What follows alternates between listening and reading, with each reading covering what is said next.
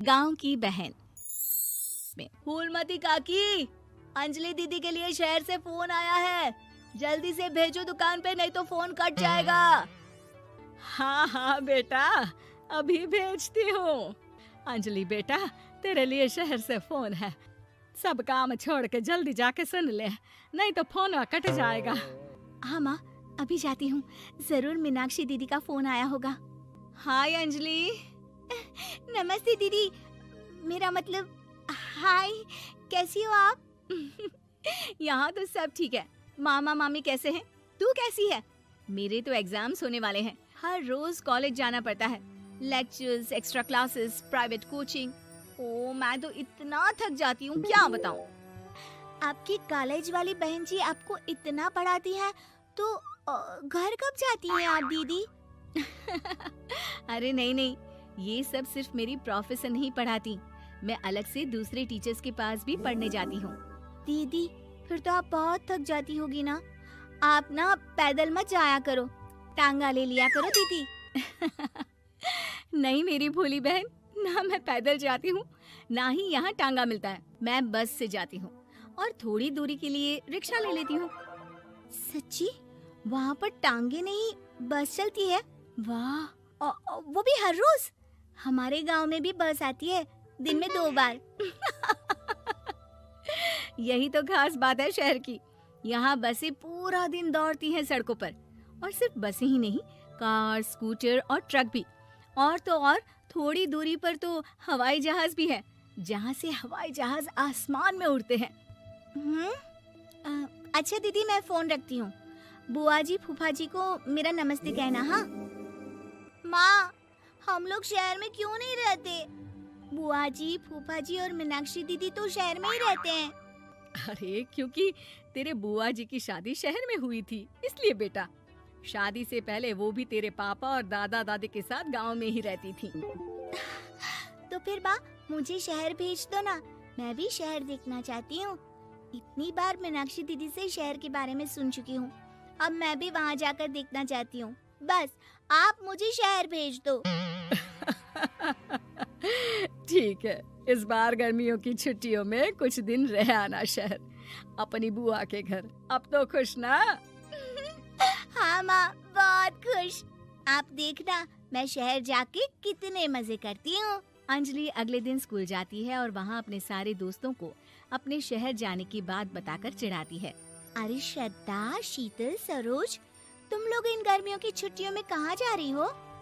एकादशी वाले गांव के मेले में। हम तो दूसरे गांव में नानी के घर जाएंगे, उनका घर नहर के किनारे है, बड़ा मजा आएगा।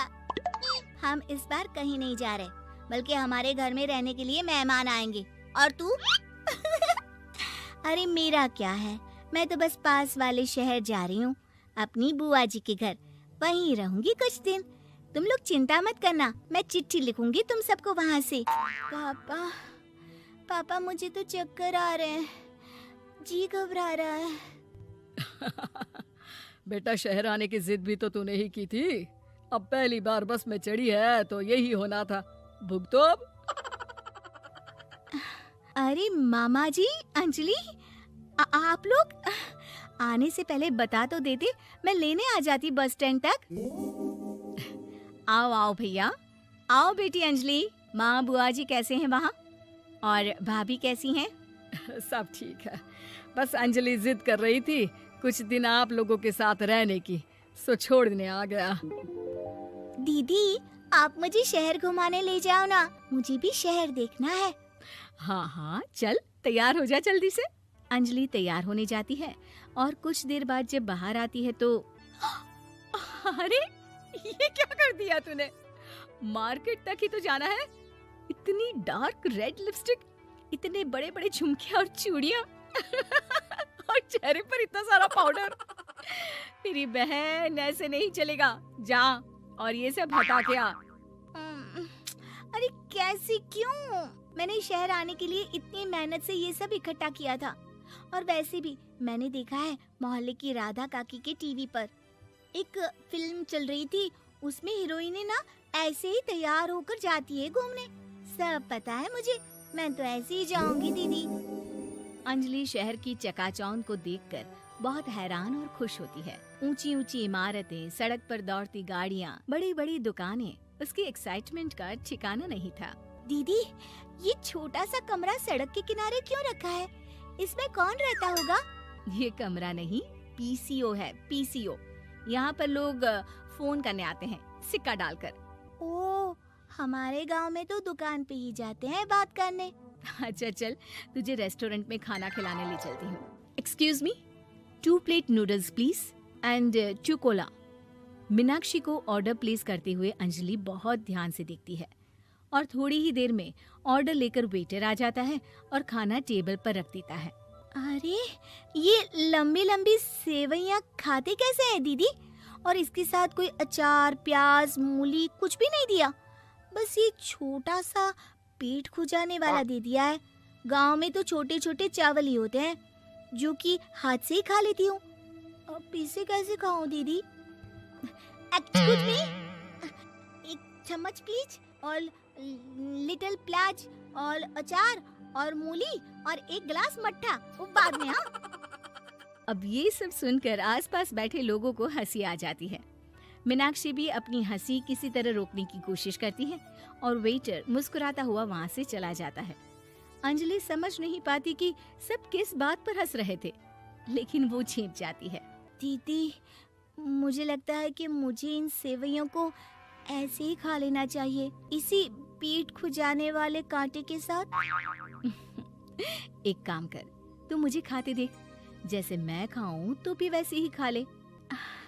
ठीक है दीदी। अंजलि खाते खाते नूडल्स में सिरका ज्यादा डाल देती है, फिर ऊपर से नमक दानी से खेलते हुए काफी नमक भी अनजाने में छिड़क लेती है।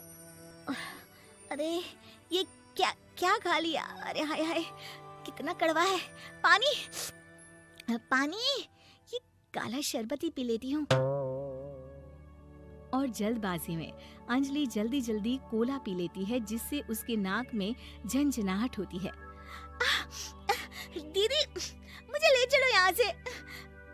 मैं ये सब शहरी खाना नहीं खा सकती। अब शर्म के मारे मीनाक्षी अपनी बहन को वापस घर ले जाती है और कहती है कि देख अंजलि, माना कि शहर और गांव एक दूसरे से बहुत अलग है, लेकिन इसका मतलब ये नहीं कि हमेशा शहर ही बेहतर हो और उस वजह से हमें वो सब करना पड़े जो हम नहीं कर सकते।